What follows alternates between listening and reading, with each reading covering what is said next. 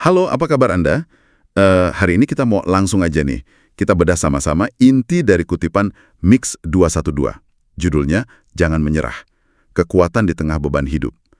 Tulisan ini kayaknya ngena banget ya ke momen-momen pas hidup rasanya tuh berat banget gitu. Dan gimana kita bisa melewatinya. Jadi tujuan kita kali ini, kita coba gali lebih dalam soal ketahanan, soal kekuatan dari dalam diri, seperti yang dibahas di tulisan ini. Oke deh, mari kita telusuri bareng ya. Langsung kerasa ya tulisan ini tuh kayak ngertiin banget. Dimulai dengan mengakui sebuah realita yang mungkin Anda sering alami juga. Hidup itu kayak ujian terus-terusan. Belum selesai satu, udah ada lagi aja gitu. Nah, di bagian awal, sumber ini nangkep banget perasaan kayak sendirian gitu loh pas lagi berjuang. Dan yang penting nih, rasa berat itu nggak dianggap enteng. Malah diakui, divalidasi. Dibilang, wajar kok Anda ngerasa kayak gitu, sah banget. Betul, betul. Dan yang menarik, perspektif ini tuh diperluas lagi. Jadi nggak cuma soal perasaan Anda sendiri. Sumber ini ngingetin kalau rasa tertekan itu ya emang personal, tapi juga bagian dari pengalaman manusia pada umumnya gitu. Entah itu kehilangan, kegagalan, rasa sepi, atau mungkin ragu sama diri sendiri. Ya setiap orang punya perjuangannya masing-masing lah, kayak yang digambarkan di bagian kedua. Tapi ini yang digarisbawahi banget itu adalah bukan ujiannya yang nentuin kita itu siapa, tapi justru respons kita terhadap ujian itu. Nah, ini pergeseran cara pandang yang menurut saya penting banget. Oke. Jadi fokusnya ke respons ya, bukan bebannya itu sendiri. Tepat. Dari cuma ngelihat beban, jadi ngelihat ada potensi di reaksi kita. Nah, saya nangkap poin itu. Tapi terus muncul pertanyaan kan, kalau respons itu penting, kekuatannya datang dari mana? Apalagi pas lagi capek-capeknya gitu. Nah, di bagian ketiga nih, sumber ini ngasih jawaban yang mungkin agak bikin kaget ya.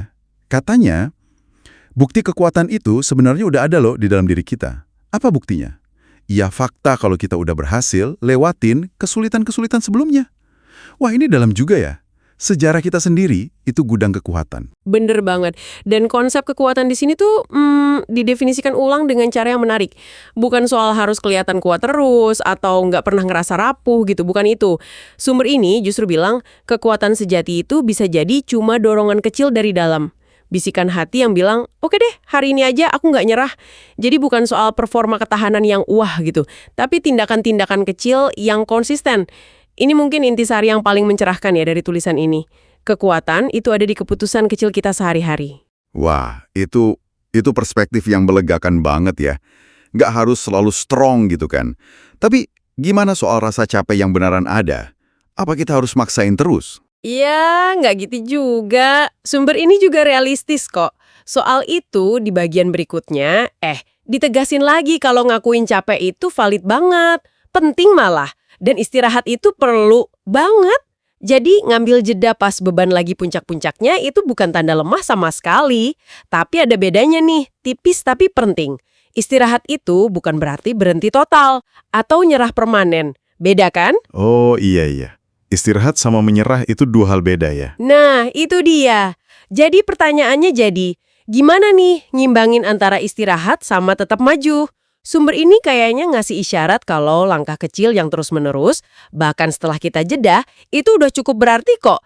Kayak keyakinan aja, habis gelap pasti terbit terang, badai juga pasti berlalu, gitu kan? Jadi, bukan lari maraton tanpa henti ya, tapi lebih kayak jalan jauh tapi ada jeda-jedanya gitu.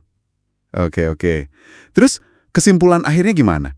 Di sumber ini dirangkum dengan jujur tapi juga kuat ya. Ada pengakuan.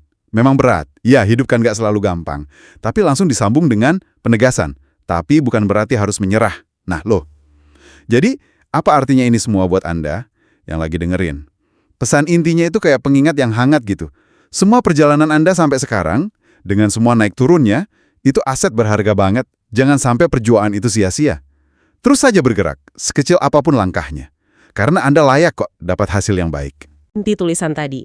Coba deh Anda ingat-ingat lagi seminggu terakhir ini, ada nggak ya satu momen spesifik, mungkin kelihatannya sepele banget, di momen itu Anda memilih untuk nggak nyerah sama rasa capek atau kesulitan. Mungkin pas Anda maksain fokus kerja 5 menit lebih lama, atau pas Anda milih tarik napas dulu sebelum nanggepin sesuatu yang bikin kesel. Nah, coba renungin, gimana momen-momen kecil kayak gitu sebenarnya nunjukin kekuatan dari dalam diri yang tadi kita bahas ini. Ini sesuatu untuk Anda eksplorasi sendiri ya. Wah, menarik banget refleksinya.